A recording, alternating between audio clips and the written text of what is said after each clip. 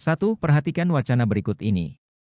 Chairul Tanjung, jika kamu sering menonton acara dari saluran Trans TV dan Trans 7, maka nama Chairul Tanjung pasti sudah tidak asing lagi.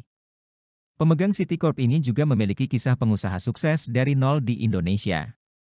Chairul Tanjung lahir dari keluarga sederhana, ayahnya bernama Abdul Ghaffar Tanjung bekerja sebagai wartawan dan ibunya bernama Halimah. Chairul berada dalam keluarga bersama 6 saudara lainnya. Agar bisa kuliah, Chairul Tanjung berdagang buku, fotokopi, hingga membuka jasa pembuatan kaos. Beliau sempat merasakan kegagalan pada saat itu. Namun, sifatnya yang senang membangun relasi dengan berbagai perusahaan, membuat bisnisnya terus berkembang. Puncaknya adalah saat beliau mendirikan Citicorp dan menguasai berbagai bidang dari keuangan, multimedia, hingga properti. Dari wacana di atas, peristiwa keluarga yang terjadi di masa lalu dapat diamati pada masa sekarang dengan melihat jejak-jejaknya sebagai A. Inspirasi, B. Tradisi, C. Sosialisasi, D. Komunikasi.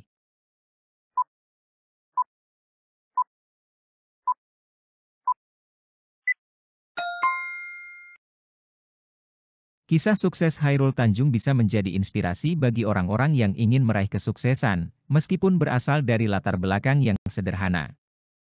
2. Perhatikan gambar berikut ini. Dari gambar di atas, kita bisa menyimpulkan bahwa letak astronomis Indonesia membawa dampak bagi Indonesia yakni, A. Memiliki iklim tropis, B. Memiliki 3 zona waktu, C. Terletak di antara 2 benua dan 2 samudera, D. Memiliki iklim tropis dan 3 zona waktu.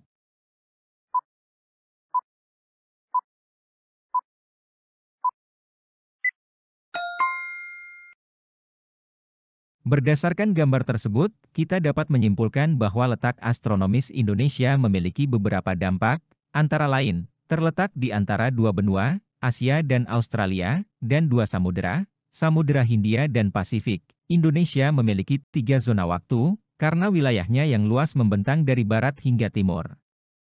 3. Pengaruh adanya jalur pegunungan Sirkum Pasifik dan Sirkum Mediterania bagi Indonesia adalah A. Curah hujan tinggi, B. Terjadi kemarau panjang, C. Gunung api aktif, D. Angin yang kencang.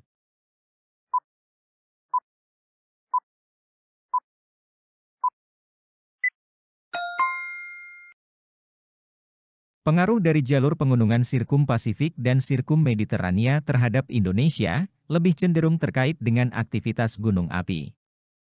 4. Jarak antara Bandung dengan Cirebon adalah 50 km, dengan waktu tempuh menggunakan sepeda motor selama 60 menit, sedangkan jarak di peta hanya 5 cm. Tentukan berapa skalanya, A1:1000, B1:10.000, C1:100.000, D1:1 juta.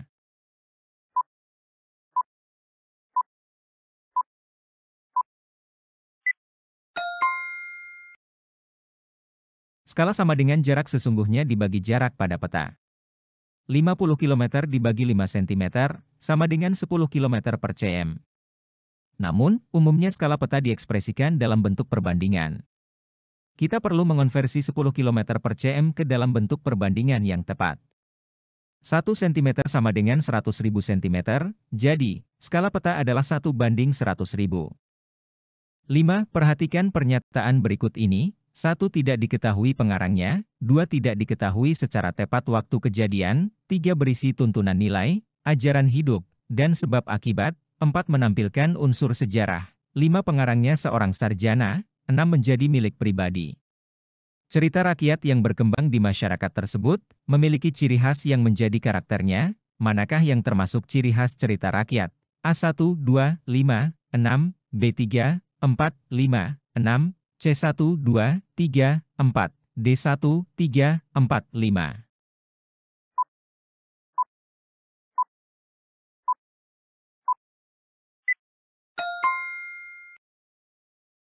Ciri khas cerita rakyat dapat dikenali dari pernyataan berikut, tidak diketahui pengarangnya, tidak diketahui secara tepat waktu kejadian, berisi tuntunan nilai, ajaran hidup, dan sebab akibat, menampilkan unsur sejarah, pengarangnya seorang sarjana, menjadi milik pribadi. 6. Keluarga merupakan unit sosial yang terkecil dalam masyarakat, yang terdiri dari ayah, ibu dan anaknya. Secara sadar atau tidak sadar, Setiap anggota keluarga mempunyai peran yang berkaitan dengan proses regenerasi bagi putra-putrinya. Sebagaimana halnya dengan lembaga lain, maka keluarga pun memiliki fungsi. Salah satu fungsinya adalah membentuk kepribadian anak agar sesuai dengan harapan orang tua dan masyarakat. Hal tersebut merupakan fungsi keluarga sebagai A. Reproduksi, B. Proteksi, C. Ekonomi, D. Sosialisasi.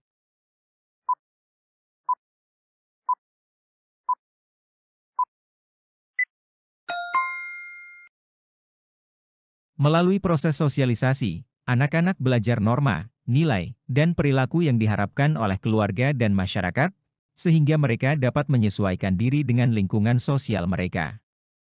7. Veronica menolong seekor anjing kecil yang terjebak dalam saluran air. Karena diajarkan orang tuanya untuk tolong-menolong dengan makhluk hidup lainnya, merupakan pengaruh dari agen sosialisasi, A. Keluarga, B. Teman sepermainan, C. Media massa, D. Sekolah.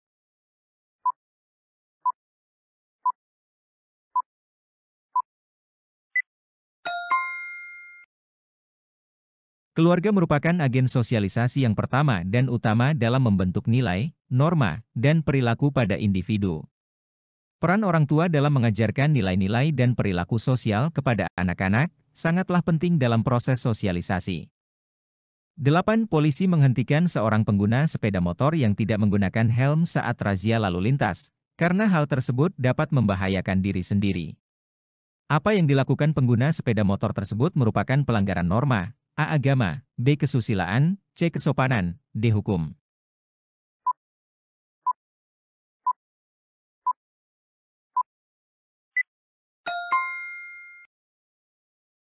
Penggunaan helm saat berkendara merupakan peraturan yang telah diatur dalam hukum lalu lintas untuk menjaga keselamatan pengendara. Dalam konteks ini, tindakan tersebut melanggar peraturan hukum yang telah ditetapkan. 9. Perhatikan gambar kondisi saling bergantung berikut. Dari informasi tersebut dapat disimpulkan bahwa A. Wilayah A dan B dapat disuplai wilayah C, B. Wilayah A dan C dapat dipenuhi wilayah B, C. Hubungan wilayah A dan C yang kuat karena pengaruh wilayah B, D. Hubungan wilayah A dan B yang kuat.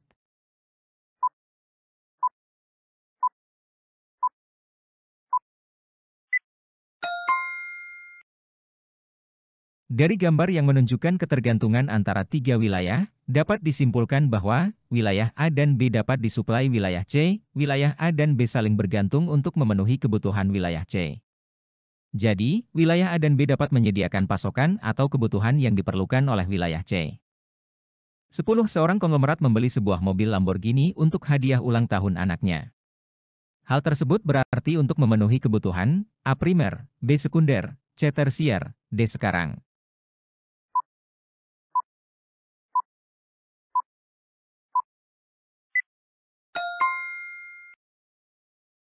Kebutuhan tersier lebih kepada kebutuhan yang bersifat kemewahan atau keinginan yang tidak langsung berhubungan dengan kebutuhan dasar.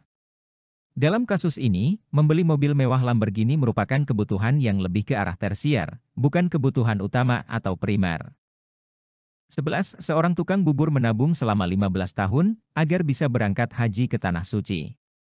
Berdasarkan waktu pemenuhan kebutuhan tukang bubur tersebut telah melaksanakan kebutuhan A. Sekarang, B. Masa mendatang, C. Mendesak, D. Sepanjang waktu.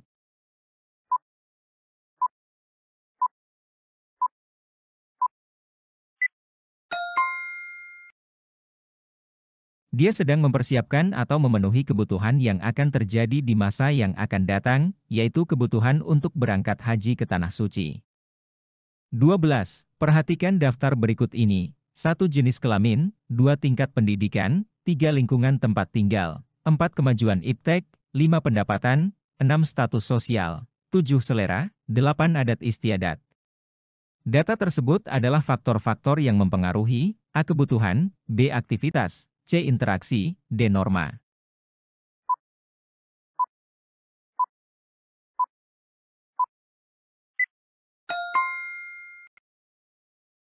Faktor-faktor yang tercantum dalam daftar tersebut mempengaruhi kebutuhan. Faktor-faktor seperti jenis kelamin, tingkat pendidikan, lingkungan tempat tinggal, kemajuan iptek, pendapatan, status sosial, selera, dan adat istiadat memengaruhi kebutuhan individu, dan cara individu memenuhi kebutuhan mereka. 13. Barang yang ketika jumlah barangnya terbatas, dapat digunakan untuk memenuhi kebutuhan manusia. Sedangkan ketika jumlah barang ini berlimpah, justru menyebabkan bencana bagi manusia. Misalnya api yang jumlahnya terbatas bisa digunakan untuk memasak, sumber penerangan dan penghangat ruangan. Namun, ketika api jumlahnya banyak, justru dapat menjadi bencana bagi manusia, karena dapat menimbulkan kebakaran. Barang ini disebut barang, A bebas, B sekarang, C ekonomis, D elit.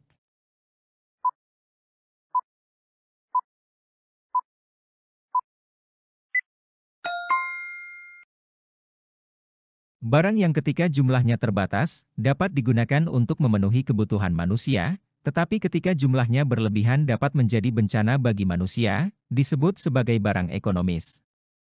Barang ekonomis memiliki sifat bahwa ketika jumlahnya terbatas, barang tersebut memiliki nilai dan kegunaan yang tinggi untuk memenuhi kebutuhan manusia. Namun, ketika jumlahnya berlebihan, barang tersebut dapat menyebabkan masalah atau bencana bagi manusia. 14. Perhatikan jenis barang berikut ini: 1 nasi, 2 roti, 3 ubi, 4 kompor, 5 gas, 6 HP, 7 charger. Barang yang termasuk dalam kategori barang substitusi ditunjukkan nomor A1 dan 2, B3 dan 4, C4 dan 5, D6 dan 7.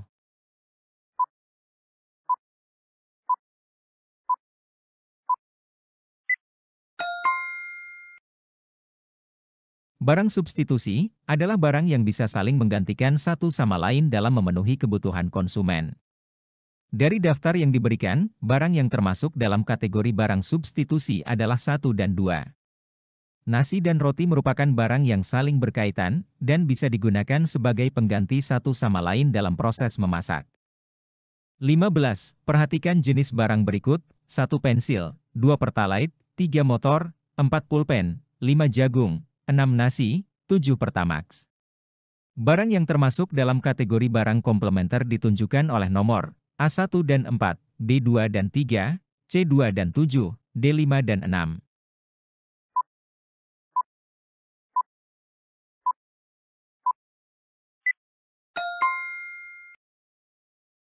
Barang komplementer adalah barang yang memiliki hubungan saling melengkapi dalam penggunaannya. Dari daftar yang diberikan, barang yang termasuk dalam kategori barang komplementer adalah 2 dan 3. 16. Kapas merupakan salah satu komoditi tanaman perkebunan penghasil serat untuk bahan baku industri tekstil dan produk tekstil. Industri TPT ini telah berkembang pesat dan terintegrasi terutama pada industri intermediat dan industri hilirnya. Kapas yang baru diambil dari kebun dan belum diolah menjadi benang atau kain untuk tekstil, termasuk barang A produksi, B setengah jadi, C mentah, D jadi.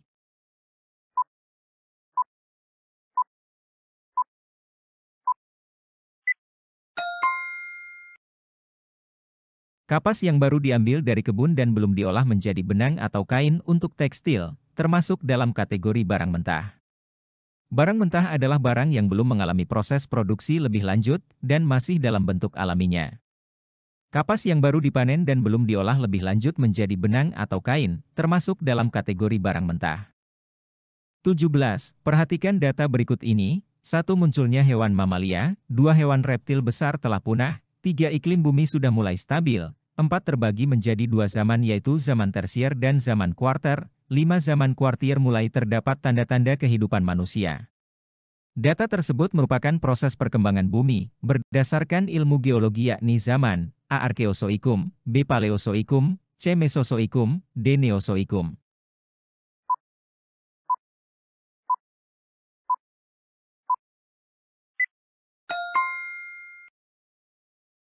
Zaman Neozoikum adalah zaman geologi yang mencakup perkembangan kehidupan setelah zaman Mesozoikum, di mana terjadi perkembangan hewan mamalia dan munculnya tanda-tanda kehidupan manusia pada zaman kuarter.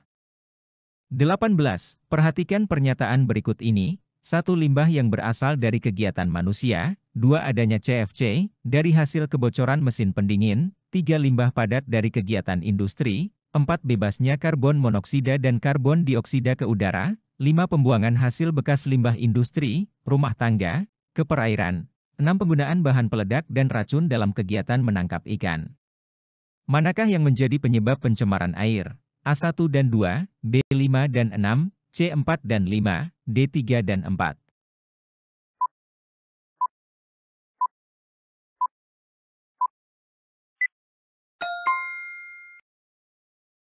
Pernyataan 5 menyebutkan pembuangan hasil bekas limbah industri dan rumah tangga ke perairan, sementara pernyataan 6 mengacu pada penggunaan bahan peledak dan racun dalam kegiatan menangkap ikan, yang keduanya dapat menyebabkan pencemaran air.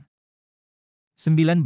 Perhatikan pernyataan berikut ini. 1. Menggunakan sarana transportasi umum, 2. Mengembangkan kendaraan bertenaga listrik, 3. Menanam pohon-pohon di hutan, 4. Memakai masker ketika beraktivitas. Solusi yang dianggap paling tepat untuk menanggulangi pencemaran udara di perkotaan dari pernyataan di atas yaitu A1 dan 2, B2 dan 3, C3 dan 4, D1 dan 4.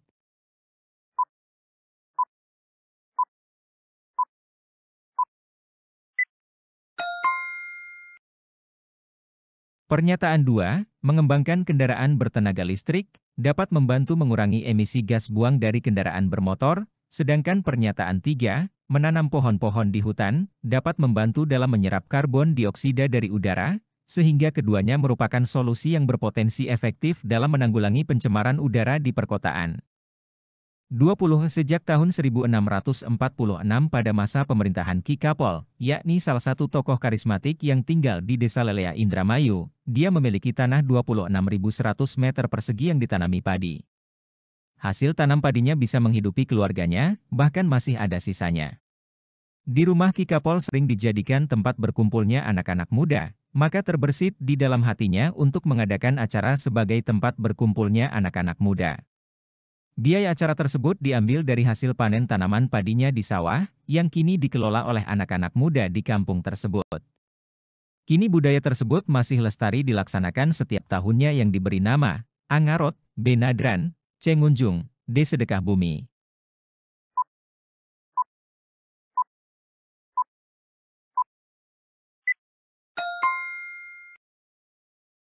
Sedekah bumi adalah tradisi atau upacara syukur yang dilakukan oleh petani untuk mengungkapkan rasa terima kasih kepada Tuhan atas hasil panen yang diperoleh dari bumi. Tradisi ini juga merupakan bentuk penghormatan terhadap tanah sebagai sumber kehidupan. 21. Perhatikan pernyataan berikut ini. 1. Manusia pada zaman ini sudah tinggal menetap berkelompok dengan membangun perkampungan atau desa. 2. Sudah terbiasa bertani dan beternak. 3. Pembagian tugas dalam kegiatan sehari-hari. 4. Menggunakan perhiasan dari logam. Pernyataan di atas merupakan ciri-ciri manusia praaksara pada masa A. Perundagian, B. Bercocok tanam, C. Berburu dan mengumpulkan makanan tingkat sederhana, D. Berburu dan mengumpulkan makanan tingkat lanjut.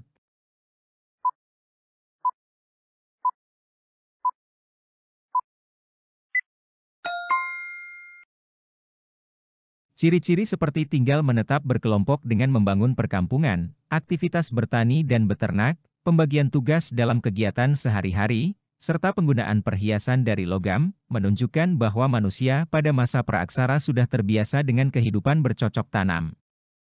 22. Para ahli menduga bahwa orang-orang yang menggunakan bahasa Austronesia di Kepulauan Indonesia sama dengan yang ada di daerah Pasifik Barat Daya. Para ahli berpendapat bahwa adanya kesamaan bahasa induk antara orang-orang yang ada di Indonesia, negara-negara Asia Tenggara dan daerah Pasifik. Bahasa induk Austronesia yang digunakan orang-orang Indonesia, negara-negara Asia Tenggara dan Pasifik kemungkinan berasal dari Asia daratan, sehingga para ahli menduga orang-orang yang berada di Kepulauan Indonesia pada saat ini berasal dari daerah daratan Asia. Hal tersebut menandakan asal-usul leluhur bangsa Indonesia berasal dari Pasifik Barat Daya berdasarkan bukti A. Linguistik, B. Arkeologis, C. Genetika, D. Bentuk fisiknya.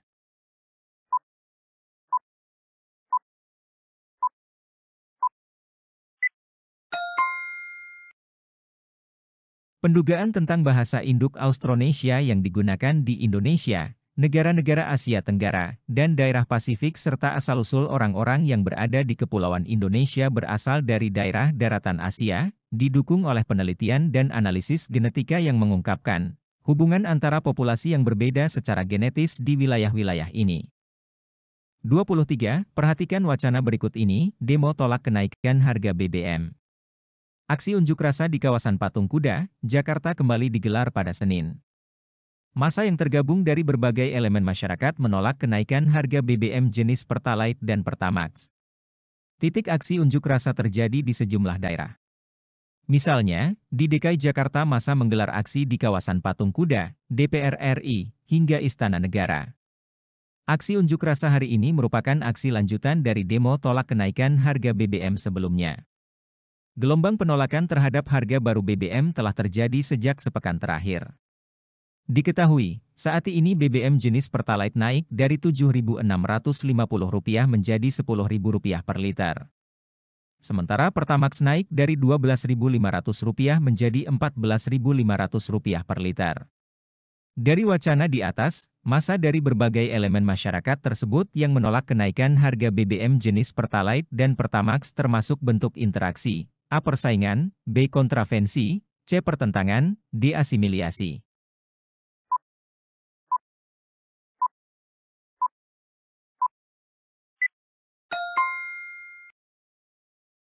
Aksi unjuk rasa dan penolakan terhadap kebijakan kenaikan harga BBM merupakan ungkapan ketidaksetujuan yang jelas terhadap keputusan pemerintah. Ini menggambarkan adanya konflik atau pertentangan antara masyarakat dengan kebijakan yang diambil pemerintah terkait harga BBM. 24.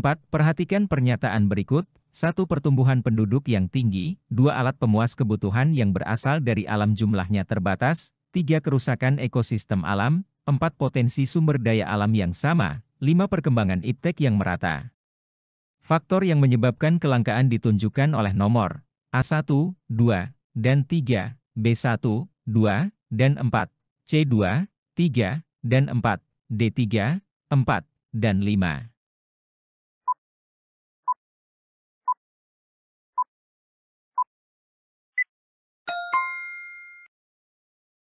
Dalam konteks kelangkaan sumber daya alam, faktor-faktor yang diindikasikan oleh pernyataan adalah 1, 2, dan 3. 1. Pertumbuhan penduduk yang tinggi dapat menyebabkan peningkatan permintaan terhadap sumber daya alam. 2. Alat pemuas kebutuhan yang berasal dari alam yang jumlahnya terbatas dapat menjadi faktor kelangkaan jika permintaan terus meningkat. 3. Kerusakan ekosistem alam dapat mengurangi ketersediaan dan akses terhadap sumber daya alam yang ada. 25. Perhatikan pernyataan berikut. 1. Menggunakan sumber daya alam yang ada. 2. Mengelola sumber daya alam yang berkelanjutan. 3. Meminimalkan penggunaan sumber daya yang tidak terbarukan. 4. Menggunakan teknologi yang tepat guna. 5. Mencari alternatif sumber daya pengganti.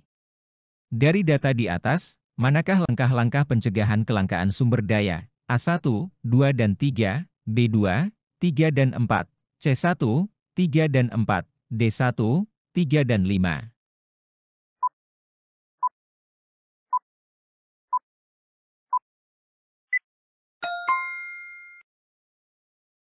Dari pernyataan yang diberikan, langkah-langkah pencegahan kelangkaan sumber daya adalah 1, 3, dan 4. 1. Menggunakan sumber daya alam yang ada. Ini melibatkan penggunaan yang bijaksana dan efisien terhadap sumber daya yang tersedia. 2. Mengelola sumber daya alam yang berkelanjutan. Berfokus pada pengelolaan yang bertujuan untuk menjaga agar sumber daya alam dapat digunakan dalam jangka panjang tanpa mengurasnya. 3. Meminimalkan penggunaan sumber daya yang tidak terbarukan, mengurangi ketergantungan pada sumber daya yang tidak dapat diperbarui untuk memastikan keberlanjutan penggunaannya.